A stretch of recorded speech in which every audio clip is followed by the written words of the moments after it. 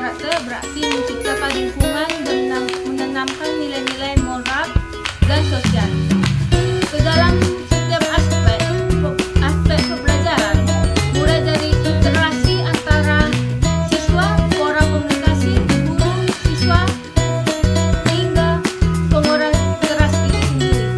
Di sini saya menjelaskan di mana pengurangan keras itu sendiri ada 5. Saya jelaskan yang pertama. Yang pertama, 1. Peran guru sebagai teladan. Guru adalah pusat budaya keras karakter siswa. Sebagian besar dibentuk oleh teladan yang ditunjukkan oleh guru setiap hari. Ketika guru bersikap adil dalam memberikan tugas, menghargai perbedaan pendapat setiap siswa, dan membentuk empati terhadap kesulitan siswa,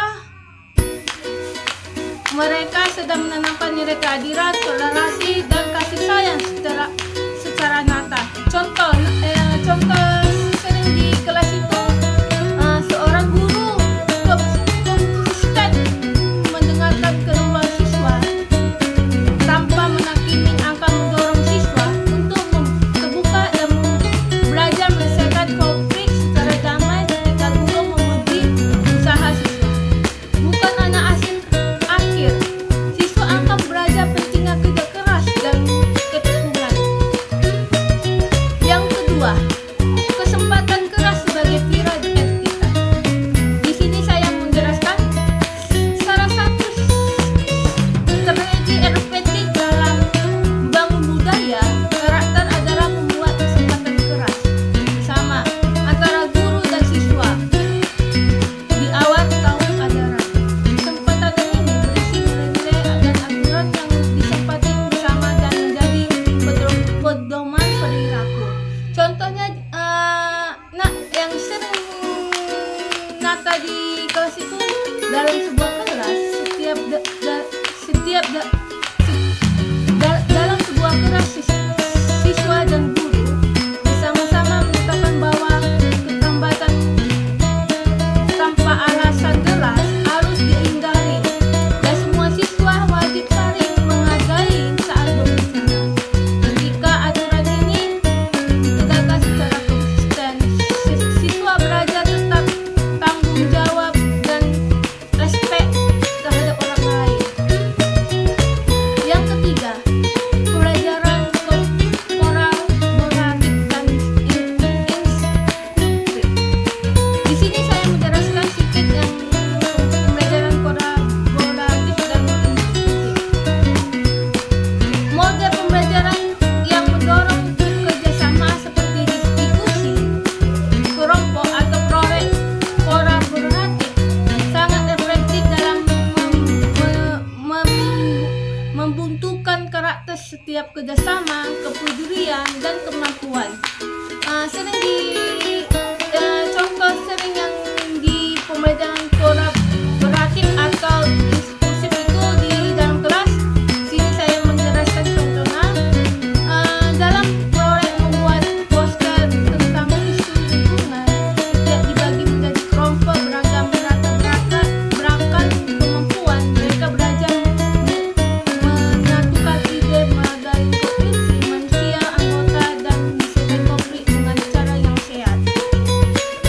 Yang keempat, saya menjelaskan penguatan politik dan represi diri. Budaya keras berbasis karakter juga diperkuat melalui penguatan positif dan represi rutin. Ujian yang tulus, catatan amnesti, hati peragahan. Kerana untuk sikap baik dapat memperkuat nilai-nilai yang diharapkan. Contohnya sering di dalam kelas penguatan positif dan represi diri itu, misalnya setiap akhir pekan guru meminta siswa menuliskan satu sikap baik yang mereka lakukan dan salah satu yang ingin mereka perbaiki. Ini melatih kesadaran diri atau express dan motivasi internal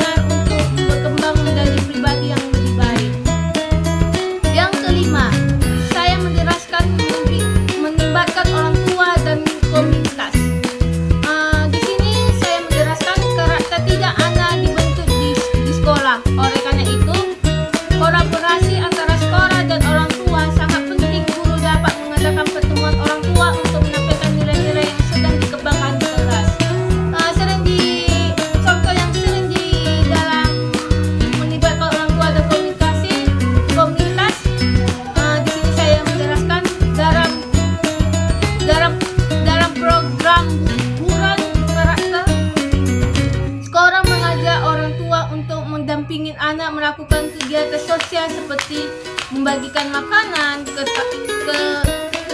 tetangga atau membersihkan tempat ibadah. Ini membuatkan pendidikan karakter di rumah dan lingkungan. Di sini saya menyimpulkan dari materi yang saya jelaskan adalah membangun budaya keras berbasis karakter adalah proses jangka panjang yang membutuhkan komitmen, konsistensi, dan ketulusan dari semua pihak siswa.